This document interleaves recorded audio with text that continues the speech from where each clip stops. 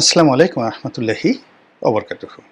সম্মানিত দর্শক, ডক্টর মোহাম্মদ ইউনূসের বিস্ময়কর উত্থান এবং বিস্ময়কর সৌভাগ্য এবং ঈর্ষণীয় প্রাপ্তি, এটি কেবল বাংলাদেশ নয়, সারা দুনিয়াতে তার জমানার যে সকল সফলতম মানুষ রয়েছেন তাদের মধ্যে তিনি অন্যতম। একটা মানুষের জীবনে যা যা প্রাপ্য, পরিবার, অর্থ, সম্মান, স্বাস্থ্য, কি নেই তার। তার বয়স এখন প্রায় ৮৮ বছর। এ বয়সে তিনি একেবারে ৪০ বছরের তাগড়া যুবকের মতো পৃথিবী ঘুরে বেড়াচ্ছেন। এখনও বলতে গেলে তার চশমা ছাড়াই তিনি চলাফেরা করেন, কথা বলেন, ইন্টারভিউ দেন, চোখে চশমা পরেন না, বাক্য হারিয়ে যায় না। কৌশল অবলম্বন করতে পারেন কথা বলতে গিয়ে। মুখের অভিব্যক্তি, অর্থাৎ তার যে রাগ, ক্রোধ, প্রেম, ভালোবাসা, এটা তিনি নিয়ন্ত্রণ করতে পারেন এই বয়সে। আপনি তার মুখ দেখে বুঝতে পারবেন না তিনি রাগত, না প্রেমাহত, নাকি প্রেমে উদ্বুদ্ধ, বুঝতে পারবেন না। এটি বিরল, এ বয়সে সাধারণত হয় না। ডক্টর মোহাম্মদ, যাকে বলা হয় মালয়েশিয়ার মাহাথির মোহাম্মদ, মোরালেস আপনি তার সঙ্গে এই ভদ্রলোকের এই বয়সজনিত যে জিনিসগুলো আছে সেটা তুলনা করতে পারেন, যে এখনও ডক্টর মাহাথির মোহাম্মদ যেভাবে উজ্জীবিত, আমাদের ডক্টর মোহাম্মদ ইউনূস সেভাবে আছেন। কিন্তু ব্যবসা বাণিজ্য, রাজনীতি, নোবেল প্রাপ্তি, সম্মান, আসলে একটা জীবনে, একটা মানুষের জীবনে এরকম হয় না, কখনই হয় না। এবং তিনি শুধু পেয়েই এসেছেন। কষ্ট বলতে শেখ হাসিনা তাকে অপমান করার চেষ্টা করেছে, মামলা দেওয়ার চেষ্টা করেছে, নাস্তানাবুদ করার চেষ্টা করেছে, কিন্তু বাস্তবতা হলো সারা বাংলাদেশের মানুষ এবং সারা পৃথিবীর মানুষ তার পক্ষে ছিল। তো ফলে কি হলো, শেখ হাসিনার যে কোনো রক্তচক্ষু এটা তাকে কাঁদাতো না। তিনি বুঝতে পারতেন যে তিনি যে রাস্তায় হাঁটছেন বা তিনি কোর্ট কাছারিতে দৌড়াচ্ছেন, বিদেশে যাচ্ছেন, লক্ষ কোটি মানুষের আশীর্বাদ, দোয়া তার সঙ্গে রয়েছে। এবং শেখ হাসিনার পুরো জমানাতে তিনি যেভাবে এয়ারপোর্টে যেতেন, আসতেন, তাকে কখনো এয়ারপোর্টে ঠেকিয়ে দেওয়া, ২ ঘন্টা বসিয়ে রাখা, এটা শেখ হাসিনা রেজিম কল্পনাও করতে পারত না। এই ছিল তার সম্মান এবং মর্যাদার লেভেল। সেই মানুষটি আল্লাহর অশেষ রহমত, বরকত অথবা অন্য যে কোনো কারণে হোক, তিনি বাংলাদেশের সর্বোচ্চ রাষ্ট্র ক্ষমতায় অধিষ্ঠিত। এখন এই অবস্থাতে মান সম্মান নিয়ে তার পরিসমাপ্তিটা, জীবনের যে পরিসমাপ্তিটা, সেটা কিভাবে হবে? তিনি ক্ষমতা থেকে চলে যাবেন, যেটাকে শান্তিপূর্ণ ক্ষমতা হস্তান্তর বলা হয়, সেটা তিনি স্বেচ্ছায় ছেড়ে দিবেন, আমি আর পারছি না, পদত্যাগ করবেন। তিনি প্রকৃতির নিয়মে মরে যাবেন অথবা মারা যাবেন। তারপর আর কি হতে পারে? মানে আলটিমেটলি জীবনের এই পর্যায়ে এসে তার সবকিছুর তো একটা সমাপ্তি হবে, তাকে কবরে যেতেই হবে, কোনো মানুষই অমর নয়। কিন্তু যে সমস্যাটা হলো যে তার শেষটা কেমন হবে? আমরা সবসময় বলি, শেষ ভালো যার, সব ভালো তার।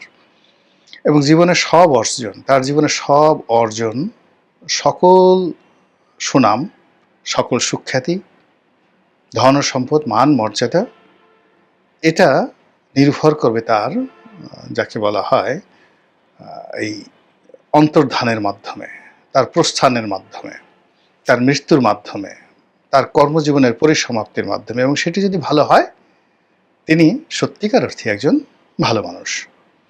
আর শেষটা যদি ভালো না হয়, তার সারাটা জীবনের অর্জন একেবারে শূন্য হয়ে যাবে। যেমন ধরুন শেখ হাসিনার কথা। এখন শেখ হাসিনা শক্ত হাতে ১৫ বছর চালিয়েছেন, তার আগে ৫ বছর, ২০ বছর প্রধানমন্ত্রী, এরপরে দুইবার সংসদে বিরোধী দলীয় নেত্রী। সে ১৯৮১ সন থেকে এখন পর্যন্ত আওয়ামী লীগের মতো একটা বড় দলের সভানেত্রী। কার্যত অর্থবিত্ত ক্ষমতার যে প্রাপ্তি, শেখ হাসিনার এর সঙ্গে আপনি পৃথিবীর কারোর তুলনা করতে পারবেন না। কিন্তু একই সঙ্গে যদি তার পালিয়ে যাওয়া, তার পরাজয়, এখন তার চোখের সামনে তার প্রিয়জনরা যেভাবে লাঞ্ছিত হচ্ছেন, অপমানিত হচ্ছেন, পালিয়ে রয়েছেন, আহাজারি করছেন, এটা সহ্য করা সম্ভব নয়। প্রতিটা মুহূর্ত তাকে বেদনাহত করছে এবং করবে। এটা জীবনের একটা বিরাট পরাজয় এবং এই পর্যায়ে এখান থেকে ঘুরে দাঁড়ানো ঘটেনি, মানবজাতির ইতিহাসে কখনো ঘটেনি। শেখ হাসিনার বয়সে প্রায় ৮০ বছর। ফলে বড় একটা বটবৃক্ষ যদি উপড়ে যায়, পড়ে যায়, ওটা আর পুনরায় বপন করা যায় না। ফলে কি হলো, শেখ হাসিনার যত অর্জন, যত সুনাম, দেখুন তার সেই যে পতনের মধ্য দিয়ে সেটা তার শেষ হয়ে গেল। একইভাবে আরও অনেক ইতিহাসে বিখ্যাত বিখ্যাত ঘটনা রয়েছে। ফলে ডক্টর মোহাম্মদ ইউনূসের এতকালের যে অর্জন, তার ৮৮ বছরের জীবনের যে অর্জন, সে অর্জনটা এখন নির্ভর করছে তার পরিসমাপ্তিটা কীভাবে হবে। পতন দিয়ে নাকি শান্তিপূর্ণভাবে আরও কোনো সফলতা দিয়ে তার জীবনের পরিসমাপ্তি হবে। গত ১০ মাসে তার জীবনে যা কিছু ঘটেছে, এটা যদি তার অতীতের সফলতা ধরেন, আমার এখনও মনে আছে তিনি যেদিন নোবেল পুরস্কার পেলেন সেদিন সারা বাংলাদেশ নেচেছিল, পশ্চিমবঙ্গ নেচেছিল, এশিয়া নেচেছিল, তার সঙ্গে সঙ্গে ওনার যারা বিশ্ব নন্দিত বন্ধুবান্ধব আছে তারাও নেচেছিল। এবং সেই যে নৃত্য, তার নোবেল পুরস্কার প্রাপ্তির সময়ের যে নৃত্য, সেই নৃত্য সেই উনি যেদিন প্রধান উপদেষ্টার দায়িত্ব নিলেন সেই দিন পর্যন্ত অব্যাহত ছিল। কিন্তু এটি ক্রমাগত সেই নৃত্য এখন ক্রন্দনে পরিণত হয়েছে। মানুষ তাকে সমালোচনা করছে, গালাগাল দিচ্ছে, তাকে নিয়ে ট্রল করছে, আজে বাজে কথা বলছে, অথচ এটা হওয়ার কথা ছিল না। এটা কেন হলো, কিভাবে হলো, এটা উনি ভালো জানবেন। আমি শুধু এখানে প্রকৃতির একটা স্বাভাবিক নিয়ম আপনাদেরকে বলি। আমরা যে মানুষ মারা যায়, মারা যাওয়ার পরে লাশ কবরে রাখে, সে সময় একটা দোয়া আমরা পড়ি। সেই দোয়াতে আমরা কি বলি? আল্লাহর কথা, পবিত্র কালামের পাকের কথা, মিনহা খালাকনাকুম অফিহা নুইদুকুম অমিনহা নুখরিজুকুম তারাতান উখরা। হে মানুষ, তোমাকে মাটি দিয়ে তৈরি করা হয়েছিল, আবার এই মাটির মধ্যেই তোমাকে গ্রথিত করা হলো, চাপা দেওয়া হলো, কিংবা কবর দেওয়া হলো। আবার এই মাটি থেকেই একদিন আবার তোমাকে উঠানো হবে। তো এই যে মৃত্যুর সময় যে একটা অমীয় বাণী পবিত্র কালামের, এর সঙ্গে আমরা দুনিয়াতে আরেকটি কথা, তোমারে বোধিবে যে গোকুলে বাড়ি শেষে, এটাও যেভাবে প্রিয়। আর যার যেখান থেকে উত্থান হয় ওখানেই তার পতন হয়। অর্থাৎ যে মানুষটি যে কর্ম করে তার উত্থান হয়েছে, সেই কর্মের মাধ্যমে তার পতন হবে। অতীতে আপনি দেখেন বঙ্গবন্ধু, রাজনীতি দিয়ে তার উত্থান, সেই রাজনীতির কারণেই তার পতন হয়েছে।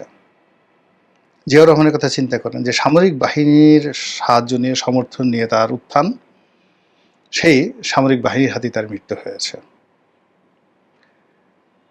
আমাদের দেশের 111 বলেন, এরশাদের পতন বলেন, মানে যাদের সাহায্য নিয়ে, সহযোগিতা নিয়ে, বা যাদেরকে নিয়ে তাদের স্বপ্ন বাসর ছিল, সেই স্বপ্নই তাদের জন্য দুঃস্বপ্ন বয়ে এনেছে। তো সেই ক্ষেত্রে ডক্টর মোহাম্মদ ইউনূসের যে উত্থান, কোত্থেকে উত্থান হয়েছে? তার উত্থান হয়েছে পশ্চিমাদের আশীর্বাদের মাধ্যমে। তার উত্থান হয়েছে কথা বলার যোগ্যতার কারণে। গ্লোবালি তিনি কথা বলেছেন ইংরেজিতে, এবং সারা দুনিয়ার যাকে বলা হয় ব্র্যান্ডিং করেছেন নিজের সমস্ত কিছুকে। তার 3-0 থিওরি, তার গরিবের ব্যাংকিং, তার গ্রামীণ ব্যাংক, তার গ্রামীণ ফোন, তার কর্পোরেট লাইফ, তিনি যেখানে হাত দিয়েছেন তার অনবদ্য উপস্থাপনা, তার নির্মল হাসি, তার ফ্রেন্ডলি বন্ধুসুলভ ব্যবহার, এর ফলে তিনি বিশ্ব জয় করেছেন। এখন এই জায়গাতে এসে এই গত 10 মাসে দেখা গেছে যে তার সেই গুণাবলীগুলোই তার জন্য বুমেরাং হয়ে পড়েছে। তিনি যে বিশ্বাস এবং আস্থা নিয়ে কাতারে গেছিলেন, কাতারে আমির তার সঙ্গে দেখা করেননি। যে বিশ্বাস এবং আস্থা নিয়ে তিনি জাপান গিয়েছিলেন, কোনো ফলাফল হয়নি। তিনি যে বিশ্বাস এবং আস্থা নিয়ে ইংল্যান্ডে গিয়েছিলেন, কিচ্ছু হয়নি। অথচ এই আন্তর্জাতিক বিদেশের মাটিতে তিনি সবসময় যেবারই গেছেন অর্জন করে নিয়ে এসেছেন, অনেক কিছু অর্জন করে নিয়ে এসেছেন প্রদর্শন করার মতো। কিন্তু এই গত 10 মাসে সবকিছু তার জন্য বুমেরাং হয়েছে। এই গেল এক।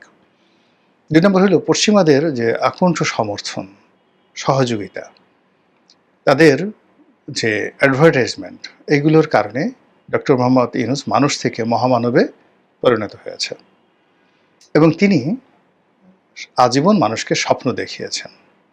তার গ্রামীণ ব্যাংক স্বপ্ন দেখিয়েছে, তার প্রতিটি প্রতিষ্ঠান, তিনি গ্রামীণ ফোন করেছেন, ওখানে চাকরি করাটাও একটা স্বপ্নের বিষয় ছিল। তো এই যে স্বপ্ন, তিনি মানুষকে স্বপ্ন দেখিয়েছেন এবং স্বপ্নের ফেরিওয়ালা রূপে, আপনি ধরুন লিও টলস্টয় গল্প লিখে বা নাটক লিখে, আপনি Bernard Shaw, William Shakespeare, Rabindranath Tagore, Bankim, আমাদের বাংলা সাহিত্যে হুমায়ুন আহমেদ, মানে তাদের সার্থকতা কি? অসংখ্য মিথ্যা কথা বলে, মিথ্যা কাহিনী সুন্দরভাবে লিখে মানুষকে একটা স্বপ্ন উপহার দিয়েছেন। নজরুল কি করেছেন? তিনি প্রিয়তমাকে প্রেম নিবেদন করেছেন। তো কি করবেন? তিনি জ্যোৎস্নার আলো নিয়ে আসবেন, জ্যোৎস্নার আলো নিয়ে আসবেন চাঁদ থেকে। তারপরে আকাশের রংধনু থেকে তিনি আলতা রং নিয়ে আসবেন, এনে প্রেমিকাকে সাজাবেন। মানে তার পার্সোনাল কোনো ইনভেস্টমেন্ট নাই। সে একবারও বলছে না যে আমার পকেট থেকে 10টা টাকা দিয়ে 2টো সিঙ্গারা এনে তুমি আর আমি সস দিয়ে সিঙ্গারা খাবো আর তোমার মুখের দিকে তাকাবো।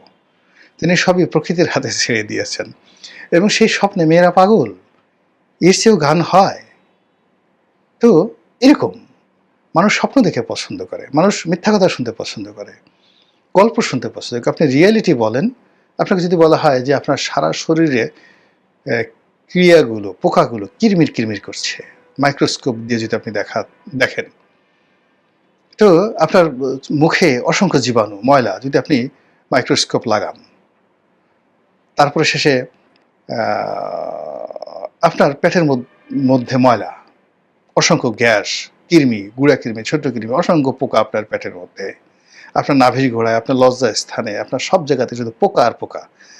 এই যে রিয়েলিটি আপনাকে যদি কেউ বলে, আপনি বলবেন এই হারামজাদাকে ধর, একে পিটমোড়া করে ভালো করে বাঁধ, তারপরে ওকে মানে এক জোয়ার এক ভাটা আচ্ছা মতোকে পিটুনি দে, আমি দেখি এবং শান্তি পাই। ও আমাকে এই কথাগুলো বললো, অথচ সে কিন্তু সত্য বলেছে। কিন্তু একটা লোক যদি আপনাকে মিথ্যা কথা বলে, জনাব আপনি হলেন এ যুগের প্রমিথিউস, দেবতা প্রমিথিউস, আপনার মুখমণ্ডলে চন্দ্রের আভা, আপনার যে চরিত্র ফেরেশতাদের মতো পবিত্র, ফেরেশতাদের কিন্তু কোনো ক্যারেক্টারই নাই, চরিত্রই নাই, কিন্তু আপনাকে বলা হলো আপনার চরিত্র ফেরেশতাদের মতো পবিত্র, আপনি এত সুন্দর, আপনাকে দেখলে পাপ ক্ষয় হয়। পুরোটাই মিথ্যা কথা, তেল ভরলেও যা হবে। কিন্তু এগুলো শুনলে আপনার মন ভালো হয়ে যাবে, আপনি তাড়াতাড়ি বলবেন এই একে ধরে নিয়ে আয়, ছানা খাওয়া, মাখন খাওয়া, পোলাও খাওয়া, কোরমা খাওয়া। তো এইরকম কথার ফেরিওয়ালা, স্বপ্নের ফেরিওয়ালা যারা, তারা সবসময় মানুষ দ্বারা নন্দিত হন, মানুষ তাদেরকে ভালোবাসে। কিন্তু এই মানুষগুলো যখন রিয়েলিটিতে চলে আসেন, তখন তার সেই স্বপ্নের ফেরি করা এবং রিয়েলিটির মধ্যে বিশাল যে সমস্যা, এটা ডক্টর মোহাম্মদ ইউনূসের এই জীবনে আমরা হাড়ে হাড়ে টের পাচ্ছি। ফলে তিনি গত কয় মাসে রাষ্ট্র ক্ষমতায় বসে যে সকল স্বপ্ন দেখানোর চেষ্টা করেছেন, কথা বলেছেন, সবগুলোই তার জন্য বুমেরাং হয়ে গেছে এবং তার পতনের কারণ হয়ে গেছে। 3 নম্বরে হলো কি, তিনি তার যে ক্ষমতায় আসার মৌলভিত্তি, এই মৌলভিত্তিকে তিনি অ্যাসার্টেন করতে পারেননি এখন পর্যন্ত। তিনি যদি বলতেন যে মহান আল্লাহ রাব্বুল আলামিন দয়া করে আমাকে রাষ্ট্র ক্ষমতায় বসেছেন, আমি সারা জীবনে যে ভুল করেছি, অন্যায় করেছি, পাপ করেছি, আমি এই আল্লাহর নিয়ামতের জন্য আনন্দ চিত্তে, সন্তুষ্ট চিত্তে আমি তওবা করছি, প্রকাশ আস্তাগফিরুল্লাহ রাব্বিহিম মিন কুল্লি যামবি ওয়া তুবু ইলাইহি লা হাওলা ওয়ালা কুওয়াতা ইল্লা বিল্লাহিল আলিয়্যিল আযীম। 1 ২ নম্বর হলো যে আমি সেকুলার রাজনীতি করেছি, সেকুলার জীবনযাপন করেছি, ধর্মকর্ম কখনো বিশ্বাসও করিনি, পালনও করিনি। তো আমি এই যে আল্লাহর নিয়ামত, এই আল্লাহ যে অসম্ভব, যেখানে আমি জেল জীবন জেল জীবনের সংখ্যায় অতিষ্ঠ ছিলাম, আমি প্রতি মুহূর্তে মনে হতো যে এর চেয়ে মরে যাওয়া ভালো। সেই আমাকে রাষ্ট্র ক্ষমতা যে আল্লাহ বসিয়েছেন, আমি বিশ্বাস করলাম যে এই পৃথিবীতে আল্লাহ আছে। তো তিনি, তার জায়গায় যদি আমি হতাম, আমি বলতাম যে সব কাজ বাদ, আমি আমার নিজস্ব হালাল উপার্জন দিয়ে আমি একটু উমরা করে আসব, কাবা শরীফ তাওয়াফ করব, আল্লাহ রাসূল মুহাম্মদ রাসূলুল্লাহ সাল্লাল্লাহু আলাইহি ওয়াসাল্লামের রওজা মোবারকে একটা সালাম জানিয়ে আসব। আমি এই কাজ করতাম। উনি সেটা করেননি। তিনি আসমানের মালিককে ভুলে গেছেন, রাসূল পাক সাল্লাল্লাহু আলাইহি ওয়াসাল্লামকে ভুলে গেছেন, কোরআনকে ভুলে গেছেন। অথচ যারা কোরআনের জিকির করে তাদেরকে তিনি ইনস্ট্রুমেন্ট হিসেবে ব্যবহার করেছেন, না যে ইনস্ট্রুমেন্ট, নট অ্যাজ যে হৃদয় থেকে যে না এরা দিনী ভাই, এরা সত্যি কথা আমাদের জন্য অনেক কিছু করতে পারে। তিনি সেই কাজটি করেননি। তিনি যে কাজটি করেছেন সেটা বলতে গেলে শিরক। তিনি বলেছেন এই ছাত্ররা আমাকে ক্ষমতায় বসিয়েছে। আরে বাবা, ছাত্ররা আপনাকে কিভাবে ক্ষমতায় বসাবে? যে ছাত্রদের কাপড় চোপড় ঠিক নাই, মেস ভাড়া দিতে পারে না, বাড়িতে যাদের ঘরে চাল নাই ডাল নাই, এই গরিব মানুষের সন্তান, ওদের জীবন নিয়ে টানাটানি, ওরা আপনাকে কি করে রাষ্ট্র ক্ষমতায় বসাবে?